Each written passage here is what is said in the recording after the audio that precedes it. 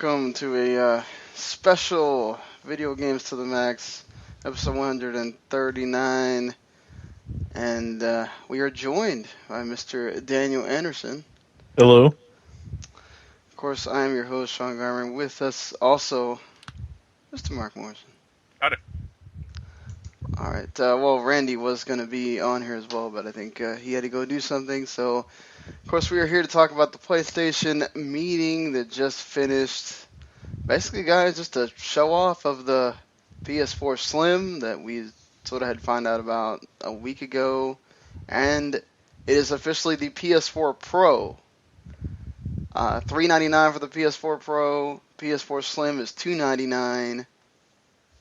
Did the price surprise you a little bit? The price of the Pro surprised me. I expected it to be a little bit more expensive with everything they said you were getting from it. And because Sony likes to charge more for items. But, I mean, overall, the price is good. I was kind of surprised with how some of the stuff compared with the Xbox consoles, but we can get into that a little bit later. I think the price is just right in line with what they've been doing so far with the PS4. Like, they got burned so bad in the PS3, they've learned their lesson. Yeah, Sony still does that with like their TVs though, and I still expect, and computers or anything else that they sell, they always charge more than what. Yeah, but those are different departments, so you can't judge them by that. I mean, and this is like consumer grade electronics. This is meant to be like under every kid's Christmas tree. You're not gonna get a Sony regular TV under everyone's tree or anything like that. No, I know, but that's just, when I used to sell Sony TVs, so I had to justify the fact the price was higher, and it just got frustrating. So that's always my first impression when I hear the word Sony. That's true. I mean, they have kind of, at least with their systems, they've sort of gone a different way. That they want everybody to be able to have them. And it's good, too, because there are a lot of people that perhaps don't have a PS4 if you're not one of those 40 million. But you have the option now. You have the option of the Slim if you don't plan on getting a 4K TV, or if you do at some point, you can get the Pro for $100 more, what the PS4 costs right now, I guess. I guess all those older models they have in stock would get discounted as well, but did you like the firmware update is going to make it to where everybody's going to be able to enjoy HDR, not just those with the PS4 Pro, or do you think it kind of takes something away from what you can do with the Pro? I don't think it takes anything away. I just wonder how it's going to affect the console when it comes to its speed. Yeah, performance and like heat really is a concern. Also, it's like, how many of us have HDR-ready TVs? I think there's like, at least when they were talking about it for the Xbox One S, I think there was like 3 TVs, that's it, that have the HDR. And if you don't get that, then like if you already got a 4K TV that doesn't have HDR, you're kind of screwed. Yeah, like, I guess it's a nice bullet point, but considering that like 1 out of every 100 people would only have this TV, if that, like, who cares? Yeah. I mean, that's the thing, too. It's also hard, even if you're watching it, like, through Twitch on a stream. Like, the gameplay they showed looked cool, but when they're trying to show you the differences, when they're trying to show you the differences of between the regular footage and the HDR footage, especially if you're watching on something that's not even a TV, it's almost impossible to see the difference. So, I mean, I know were you watching it like through your laptop, Daniel? Were you able to really see what was? Not really. On a few things, I could see like a change of sharpness or a little bit more detail, but that was about it. Wasn't able to get the full effect. Yeah, like you're watching it through a compressed stream as it is, so you're not going to see that well. I thought Mass Effect looked okay, but I mean, it looked like every other game, so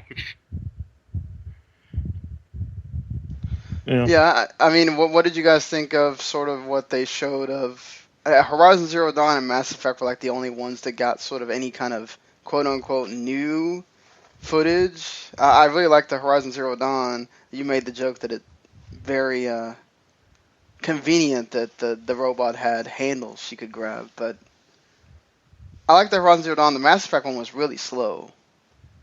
Yeah, well, the Mass Effect seemed like it was more story related, and I think it was meant more to show off the great graphical backgrounds that we couldn't see, or at least I couldn't see in the stream.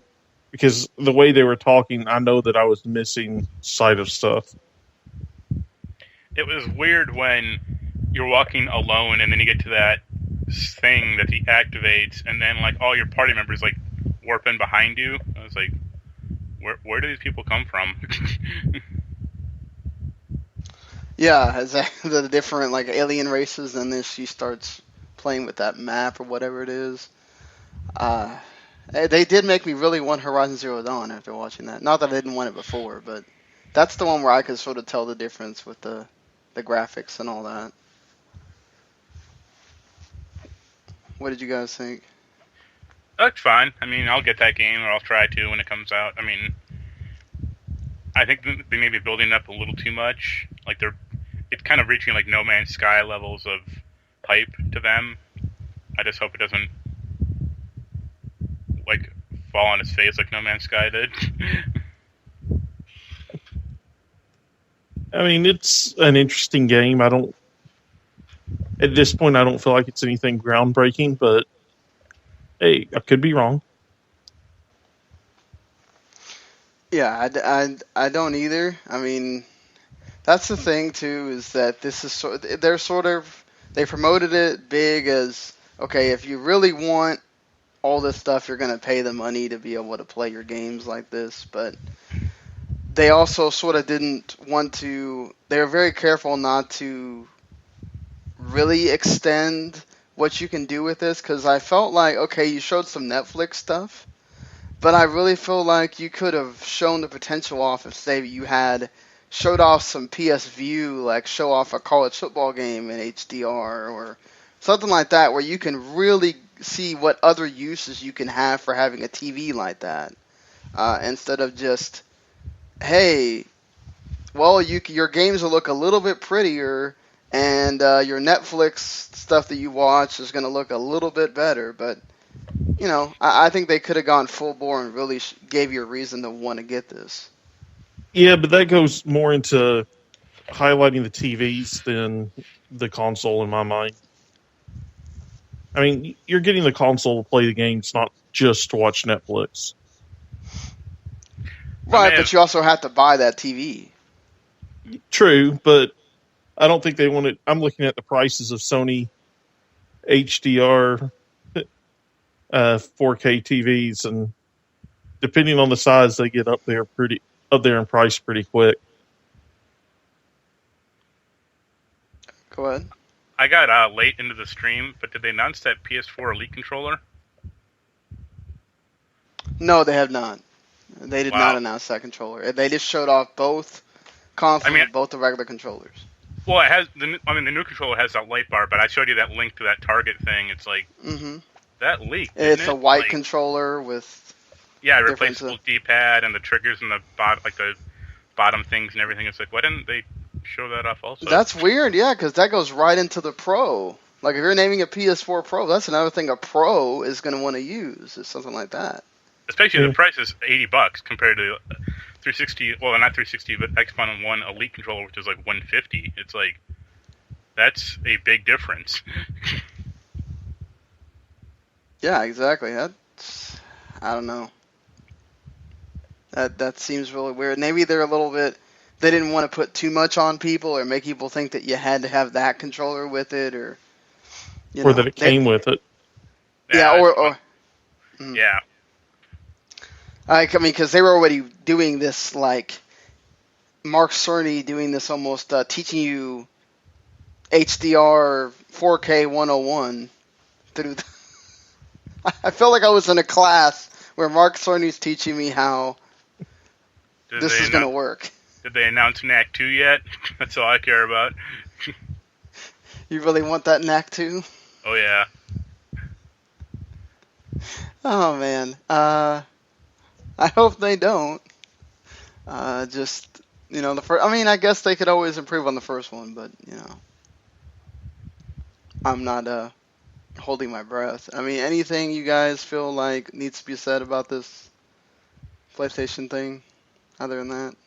I kind of wish the Pro had a different look to it. Like the console itself. Like that's just me, but I like the Slim look, but the Pro looking like that size, it just is kind of boring. Well, my question is, are we back to consoles being set on their sides again? They're standing up instead of laying down? That never left. Well, no, I mean, with the Xbox One and with the PS4, they didn't really show it on its side as much when it originally launched. Yeah. Well, when But I with look this- at the Xbox One, I'm scared to put it on its side. Yeah, but with these, I mean, That's just in the because announcement today, they had it setting up. that's because you have a small child and you're afraid of it killing her. If it Yeah, falls that on her. too. But I feel like the PS4, I had it on its side until I had to move it into my room, and so then I put it horizontal. But I had to buy that separate thing so I could sit on its side too, which is weird because normally all their other consoles, except for the PS1, they had it already kind of in there so it would sit either way. Yeah, that's a bit. I think they're kind of just. It just depends on you, but I'm sure the PS4 will have that option. They just kind of don't think of it as that important, or. I mean, so moving away from the PlayStation thing, which honestly it was shorter than I expected. They showed a lot less than I expected. I thought maybe you'd get a couple of game reveals or something. It has no 4K Blu-ray player. Oh, it doesn't? Nope. Wow. It's only That's weird. 4K from like Netflix and other crap like that. But that ties into the like how many people would ever use a 4K Blu-ray player like right now. Right, In yeah. a few years, sure, that'll be a standard or have a lot more impact. But most people, no. Even nowadays, Blu-ray is just kind of like it's such a minimal upgrade to most people as it is. I mean, yeah, exactly. It's already enough to get you to try to actually get the TV. You tell people, oh, well, now you sort of need this Blu-ray player too, or that it's going to have this too. That would also have made the price go up. I think if you have that in there. Yeah. Well, just out of curiosity, luckily I'm in a place that doesn't have data caps with Xfinity yet, but how fast would you use up your data cap streaming 4K video? Holy, A week. that's the thing. Yeah, because I do have the Xfinity data cap thing, and they moved it to 1 terabyte, but now I'm gonna be streaming because I basically I use PS View now as my cable, and even when I didn't do that, I was still using about 500 gigabytes a month. So if you stream everything, if you're one of those cord cutters and you stream everything, I'd imagine that goes by even faster now. Just between downloading a game, streaming it at 4K, if you're streaming Netflix at 4K all the time, I mean, geez, Xfinity will have you some. They'll have some money if you don't pay for that unlimited data. Move to an area with Google Fiber. Well, they're cutting staff now too. Yeah. Oh, really? That's kind of sad. I was hoping they'd last. So does that mean like they're not going to be having any new cities that are going to have it? I think they're having a few, but it's like a much slower rollout, and they're not getting as many people interested as they like originally thought. Well, I mean, what's the price of it? Is it any different than what you're paying with the other services, though? I It's think like it's like $50, isn't it? I thought it was like 100. Like if you got it, and like it's like 50 if you get a contract, 100 if you don't. I think. Well, But still, I mean, that's cheaper than my Xfinity right now, and much better. yeah, if I got Xfinity without keeping like the one box that had the most basic channels, I think they told me it would have gone up to $80, but right now I pay 50 for it. I pay 90 for mine. Yeah. Which one do you have the? I have like the Blast, whatever I that have is. like Blast Plus or something, so it's like 50 megabyte or 50 megabits per second, and then I have digital economy cable, so whatever. Okay. Yeah, because Yeah, that's what they were trying to push me towards, and I was like, man, I don't want to pay the $15 extra to have that. I have the Blast as well. I'm still on a promo rate from when I got my contract, so I'm paying about 70 a month. Okay. I was at like 105 or 109, but I just returned my cable modem, so I'm now down to like 96. Yeah, Yeah, I still have to pay 120 because I had to keep a DVR because my mom has to record all of her novellas on the DVR. So it's like, and they're making me pay the damn HD fee because I had to keep the X1 box, even though I don't have any more boxes anymore other than that one, because they're like, well, I have like 30 episodes that I haven't watched, and you can't take that away. I was like, oh, great. So there goes saving some money. Hope you're going to pay for that. Somehow I'll get stuck with that anyway. Either way, Nintendo did announce, of course, Apple had their big Apple meeting as well, their Apple thing, where they announced the iPhone 7 and the iPhone 7 Plus. And Nintendo had a few things to announce there as well. They announced that Super Mario Run is going to be the first actual, like, real game from Nintendo. I mean, whatever the hell that other thing wasn't really a game per se. I think I remember making a joke about, watch if they make a Mario Endless Runner. And I don't think this is a Mario Endless Runner, but it's still sort of like Mario for the phone. I'm waiting for it to cross over with Sonic, so they're gonna have Mario and Sonic Endless Runner. I wouldn't be surprised if that's a thing that they do for whenever Mario and whenever the Olympics are going to come to Japan. Do Mario and Sonic at the Olympics on the phone? Oh no, they won't be on the phone. They'll be on stage together. With two different guys dressed up as Mario and Yeah. Sonic. That means that Fire Emblem and Animal Crossing are getting delayed to 2017.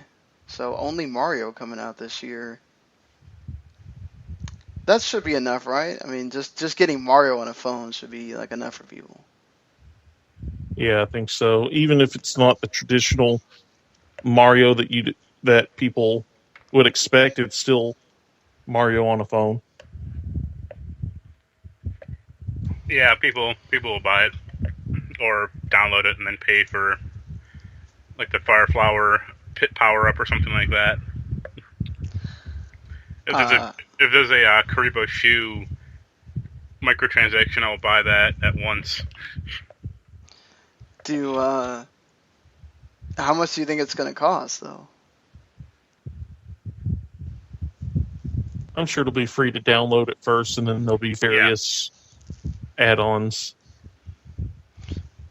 I mean, it's Mario. I don't know what you're going to be wanting to buy an add-on for, though. Suits? Change who you're playing as, change backgrounds, or get power-ups.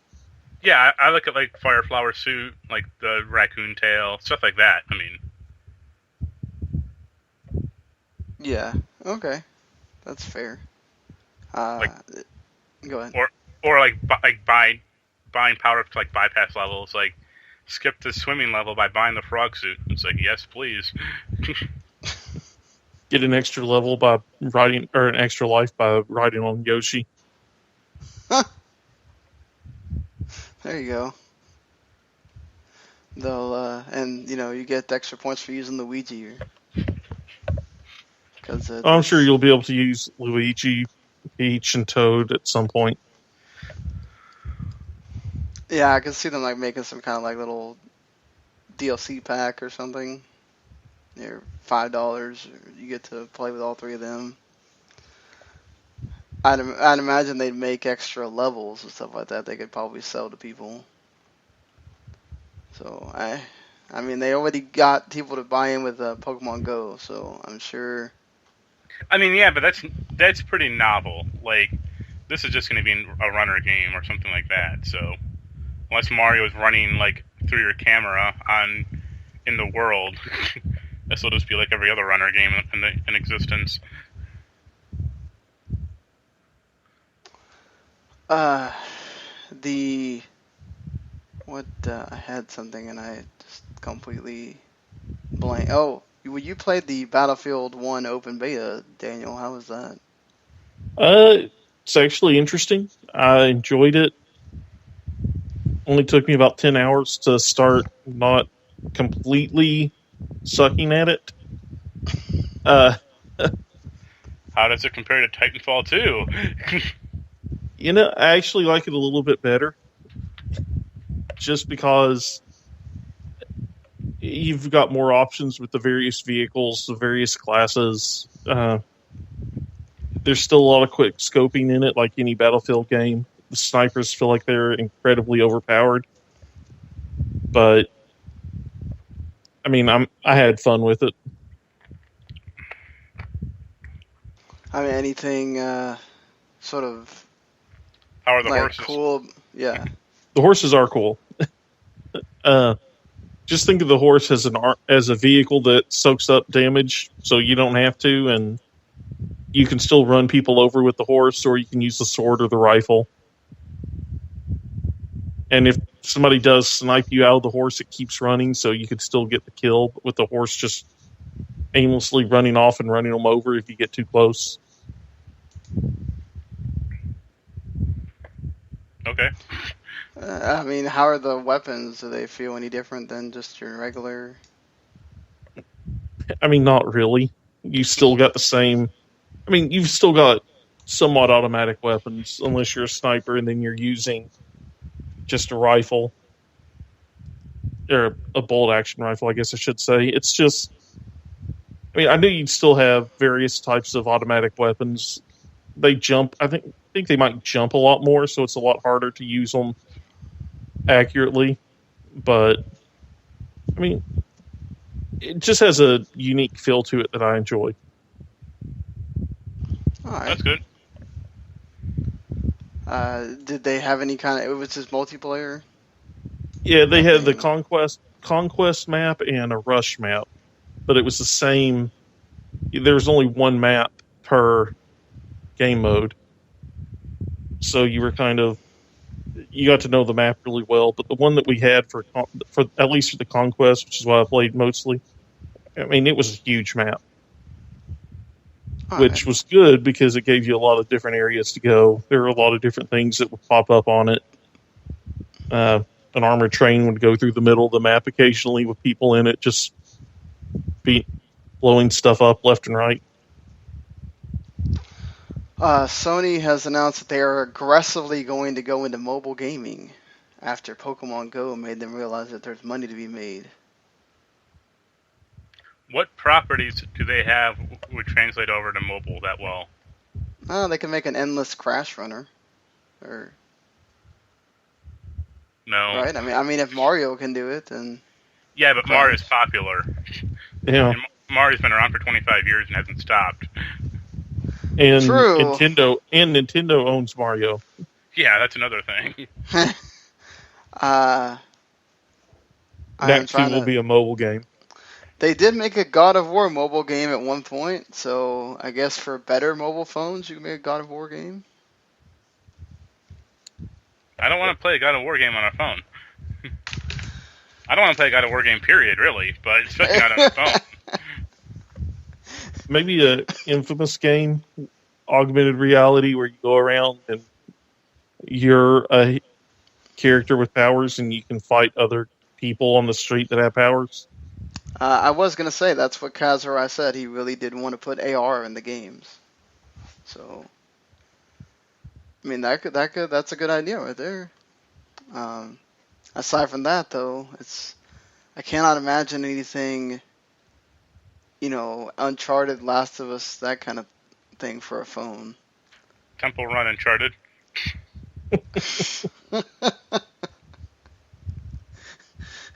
uh, yeah, I mean, yeah, it would really be sort of third parties kind of stepping in and doing something. I don't know Sony having a ton of stuff that just goes, okay, let's just put this on a phone, other than trying to just put a console version of something on a phone.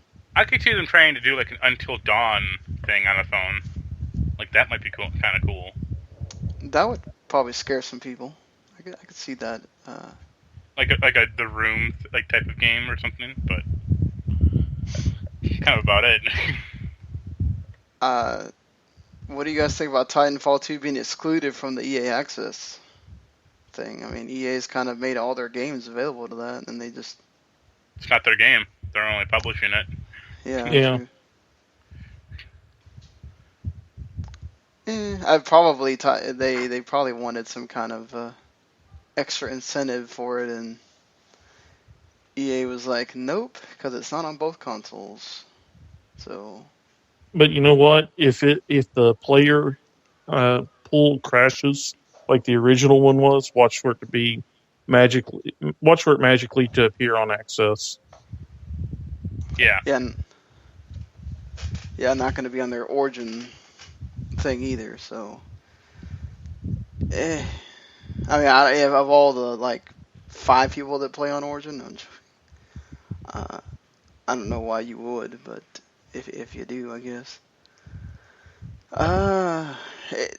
We forgot to talk about this last week, but do you think it's good or bad that now they decided at the last, well, not the last minute, but like they decided to just kind of put this out there all of a sudden that Final Fantasy 15 is going to do the opposite of what they did with Final Fantasy 13-1, where 13-1 was linear until you get to a certain part of the, like almost the end of the game, and then it becomes open world. This is going to be open world until you get a certain part of the game, and then it becomes linear.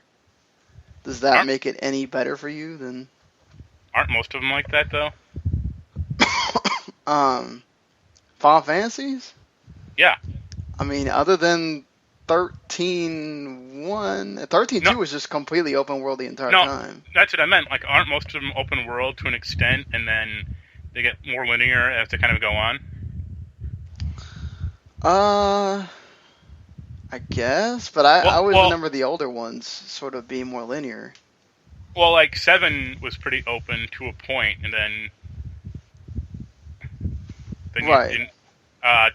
10 is pretty linear. I mean, yeah, 10 was linear almost the entire time because you just go until you get that one. Sort of had that same thing until you get to the end, and you have to start leveling up. So that's when you start going to certain places to just fight these, really high-powered monsters. But other than that, it's just sort of like 13, where okay, well here's this little part of the map that you're supposed to go to, and that's it. I mean, does it entice you at all that sort of as the game gets further along, okay, well now I can just kind of focus on the story, or do you like the fact that you're focusing on the story and then you have the ability to just, okay, well now I can do a bunch of stuff, and if I want to finish it, I can finish it on whenever I want? I prefer it being open at the first and then grinding down like the more it goes. Like that's just me. Like I have the story in there, but at a certain point, just say, "All right, go do whatever." Yeah, I think so. I mean, once you get to the point where you're wanting to finish a game, you're kind of ignoring most of the open world anyway. So their decision to kind of change it makes sense then. They're also making a Final Fantasy box set for the Blu-rays. The Blu-rays of what? Advent Children and Kingslave? And the best one, Spirits Within. That's not even oh my god. Look, if that didn't have the Final Fantasy name on it, it wouldn't actually be a bad movie. Yeah, it would. I actually like the movie if you take the fact that there's nothing Final Fantasy about the movie in it. But, you know, I just don't get the like, if I'm Square, please just forget about the fact that that movie ever existed. Didn't that, like, bankrupt them or just really put them in a hole? Yeah, that's why they had to join up with Enix, because they had to. I would just totally forget about that movie. Well, does it cost them anything, really, to put it out and pray it makes a little bit of money? I mean, I guess it's sort of like, well, if you're going to buy Advent Children and Kingslave, it's sort of like an extra you're getting. So I guess it really wouldn't, but still, it just makes me laugh a little bit. I think that's sort of since the last time we've done a show. Did you see that, this was from last week also, but that I think some British telecom company is suing Valve. For what? Claiming they invented, like, everything that Valve does, like messaging and games libraries and, like, streaming and stuff like that. Wow. Just, like, wait, how long has Valve been doing Steam and you just now figured out that, oh my god, these people. Like, this is a patent for a game library. I'll read you a part of it. Relates generally to providing users with content that originates from multiple subscription services and delivering it through a single portal where customers may access content for which it has access rights. It's like, okay. That just sounds like... First off, everyone does that now, and second off, that's not exactly a patentable idea, unless you have a product that goes in line with it.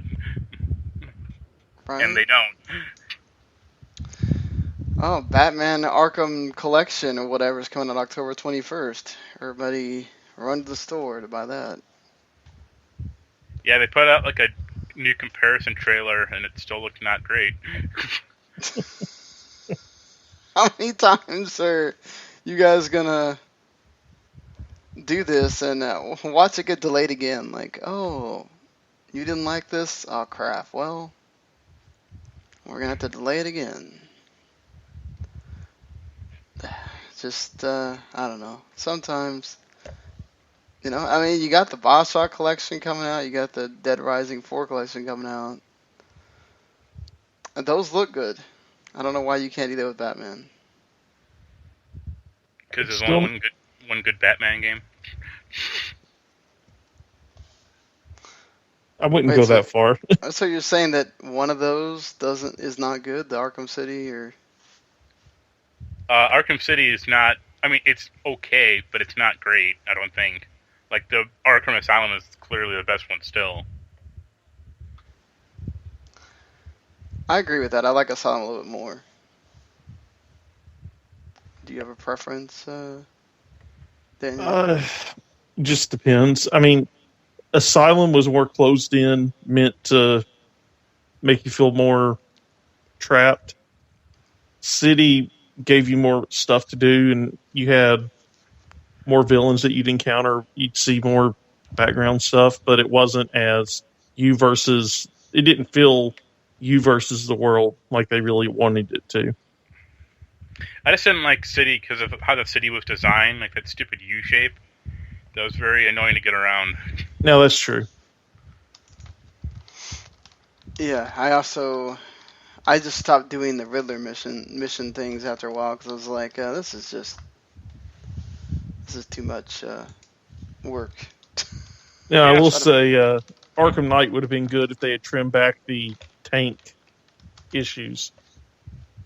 The Batmobile tank thing. You get used to it, but some of it's some of it's pretty weird. Oh yeah, but it does feel like they kind of forced it in there a little bit. Yeah, because that's all you do in the game, pretty much. It's like, all right, well, drive around, go take on 40 enemy tanks.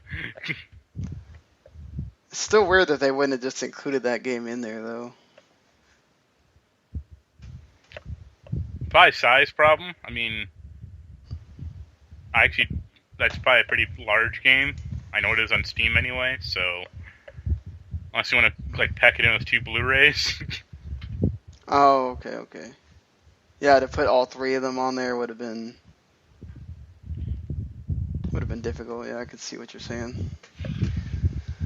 All right, guys. I don't think there was really anything else totally out there that we need to discuss. Anybody I'm playing.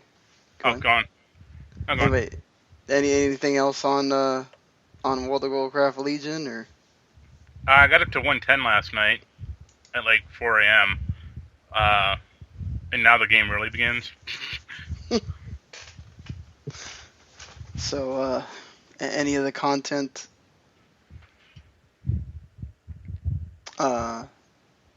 helpful? Any of the content actually cool or anything? Or Yeah, I really like how they designed the levels, because you can pretty much, there are 4 starting zones, and you pick which one you want to start out with, and you just go for it, and each of them have their own self-contained stories. But you can pick up a new zone at any time you want, and it doesn't really matter. And it also the enemy zone, the zone levels enemies to your level. So, okay. It feels good. Yeah, I'm gonna have to play more of it because I have to level up 2 other factions to get to the high end content.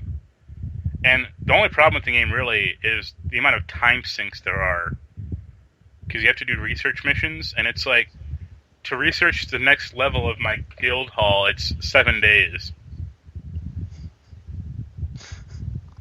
Hold on, I'm seeing this. Some people saying, "Hey, thanks, Sony. You just sold me on the next Xbox console next year." Yeah.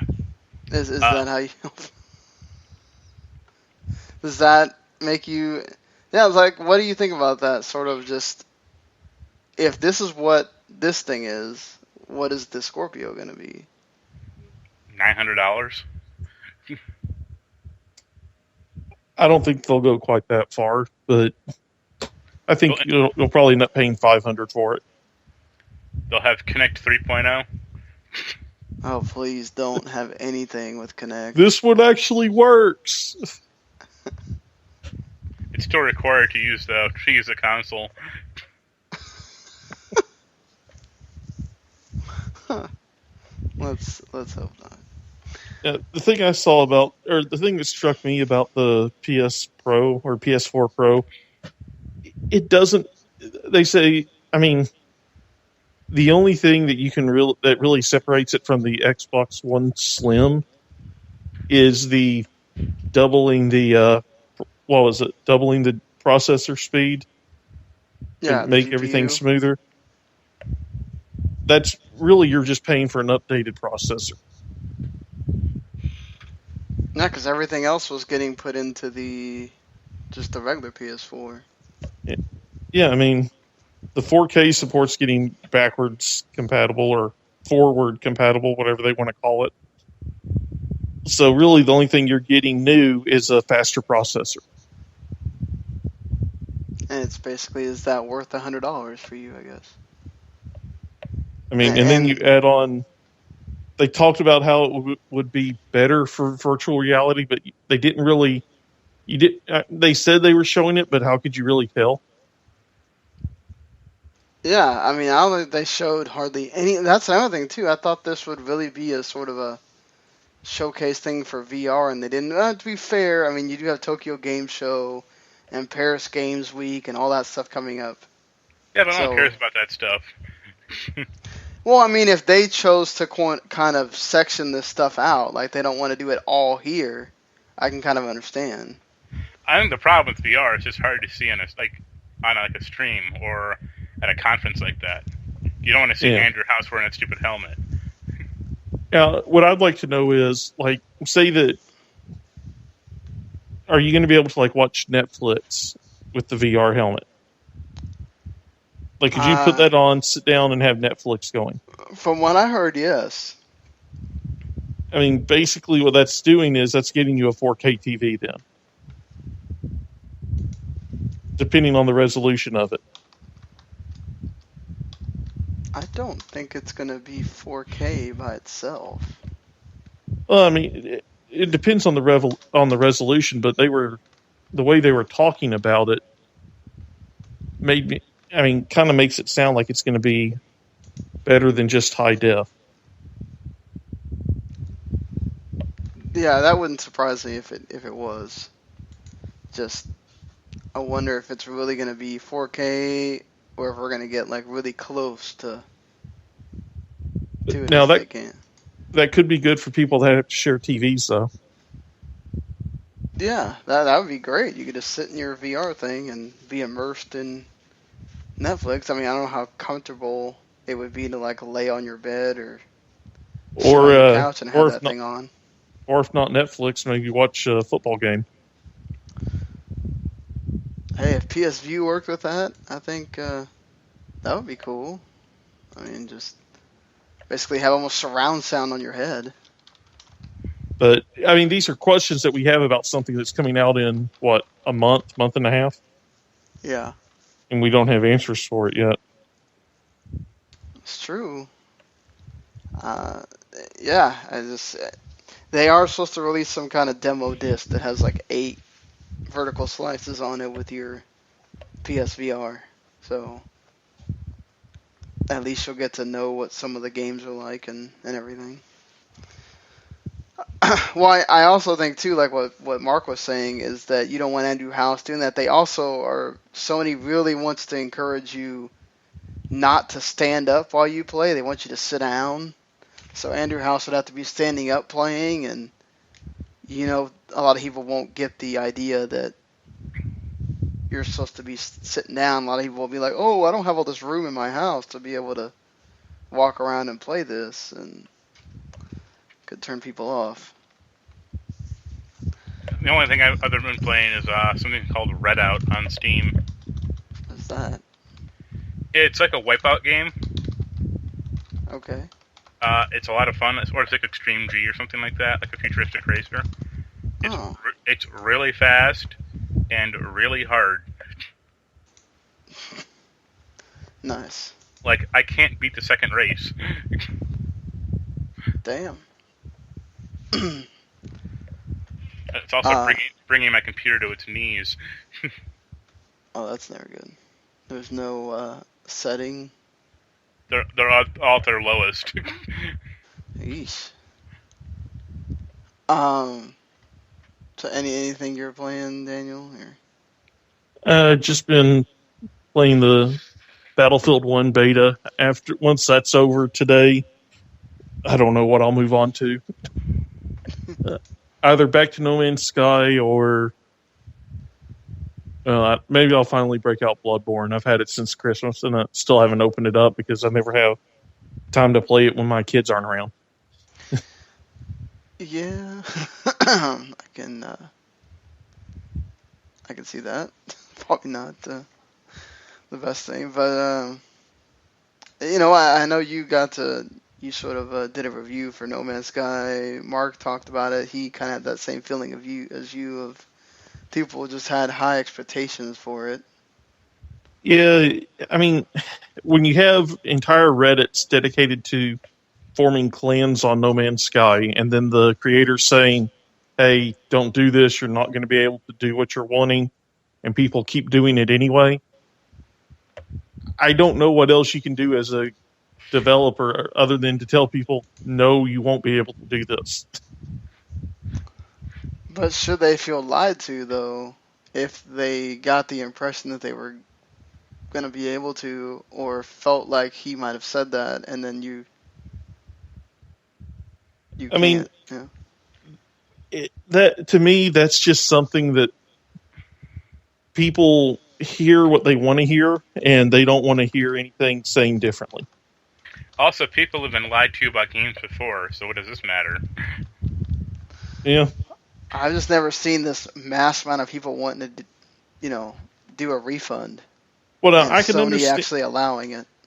I mean, I can understand the refund for the PC version because it was very buggy. I have no problem with a refund for that. When people are complaining about a refund saying it's not what I imagined it would be, at what point is it on you as a consumer to actually see what the game is going to be as opposed to what you think it is going to be? Yeah, like research it or go rent it or borrow it from a friend or something before you buy it. Like I bought it with the knowledge that it's probably not going to be as great as everyone said, but I still enjoyed it, so that's fine. Yeah, I mean, I went into it expecting it to be a game that I'm playing by myself, going around and discovering stuff by myself. And within the first 5 minutes, you're hearing it talk about how you're all alone on this mission. Yeah, I didn't come into the game to want Destiny. I already have Destiny. I didn't like it, so I like the solitude factor in the game personally. Yeah, I mean, would it have been fun to have a group of people flying around attacking the NPC ships? Sure. But that doesn't mean that nobody ever said that you were going to be able to do that.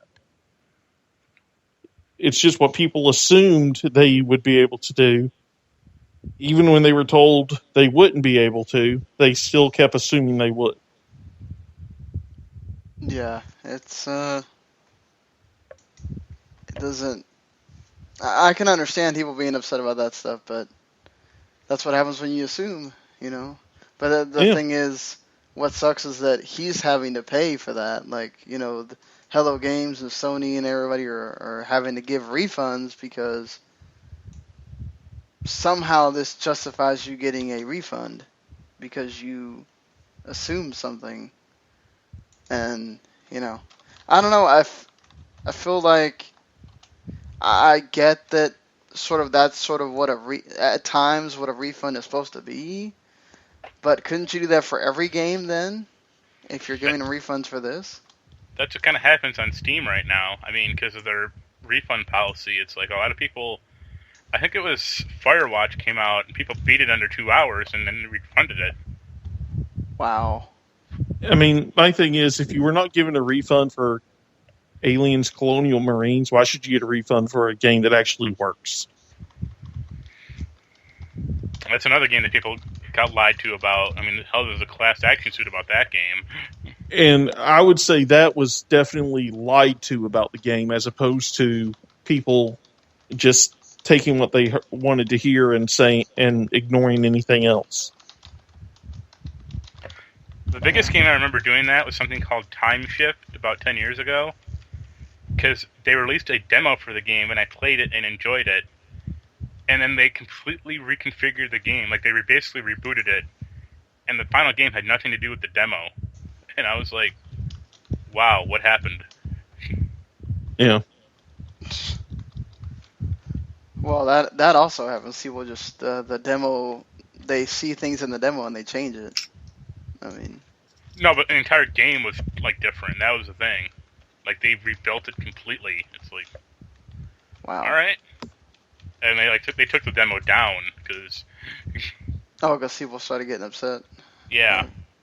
It was like a PC Gamer 2005, like, demo disc. Well, I need... Go ahead. How's God Eater treating you? Oh, I've actually been playing more Attack on Titan than God Eater. Just because I sort of just want to finish the game so I can start reviewing it or whatever. I think God Eater's the bit more that I've been able to play since last time. I mean, it's still sort of the same. Just you're going through missions and the enemies get harder, obviously, as most monster hunting games do. You gotta. I do like the fact that like the monsters actually, instead of just because they can't just run away like they do in like say Monster Hunter or whatever. When you're about to beat them or when they get weakened, they actually get stronger. You have to figure out a different way to beat them. So it makes it to where it's never okay, I fought this Vajra one time. Now I know what to do every time I fight a Vajra because it's going to change on you. So you have to it keeps you on your toes a little bit. So I do like that. And I think that's good for, even if you're new to the series or whatever, or kind of new to hunting games, it's much different feel than to say, oh crap, well, the thing knows it's dying, so it's starting to run away, and now I have to go chase it for an hour or whatever. It kind of keeps you in that battle and deciding that you have to figure out what to do now. But yeah, I still need to play with people and see how it's a little bit different playing with people than it is done myself. But it's still fun. Liking the characters and everything. So, but yeah. So until next week, I think you do have. I don't think anything really comes out this week per se. Everything is sort of next week is when you start getting the big games again. You get a Recore next week. Oh, you do get the Phoenix Wright game if you're still into those, but you get Pro Evolution Soccer 2017, the only game Konami still makes, besides that Metal Gear Survive. The NASCAR's having a game again? Okay. I thought when they put the NASCAR stuff in Forza, that means they weren't making a game. Oh well. The Recore game comes out next week. I'm interested in that. You guys interested in Recore? I would be, but they have had no press on it, so that kind of gives me a hint that it's not going well. Yeah, that's my thoughts on it. I really hope it's good because it has a lot of promise, but hearing nothing about it is kind of disappointing. I almost expected them to announce some kind of delay or something, because like you guys said, just nothing. So weird. Usually Microsoft hypes up their stuff, just nothing. Of course, The Witness for Xbox One also showing up next week, along with that Pac-Man Championship Edition 2, and the 2 collection games, Dead Rising Collection and BioShock Collection. I know you're sort of interested in the BioShock Collection, Mark. Yeah, I already have Dead Rising 2 and the other one on PC, so no. And also, Dead Rising 1 through 2.5 aren't good. Did they delay the...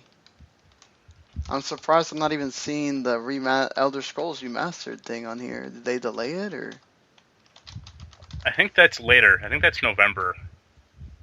I swore it said 999. Or 99, whichever. Yeah, maybe it is 11.9 or something like that. Let's see. October 28th is what I see. I don't know why I kept thinking it was in September. But yeah, so you got some collections for you there. You got somebody wants to try out Recore, and perhaps it's just so good they wanted to let you just find out on your own that it was good. And can't go wrong with Pac-Man Championship Edition 2.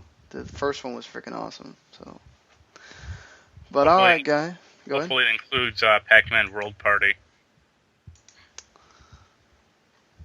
I need to look into what it actually includes, but all right, guys. Well, are you going to the Backlash show that's somewhere around you, Daniel? It's in Richmond, but unfortunately I will be working, so I'll be watching it from home. Oh. It's actually in the city where I live, but money issues and work issues kind of keep it from happening for me. Understandable. But all right, until next week. We'll see you later, everybody. Later. Later.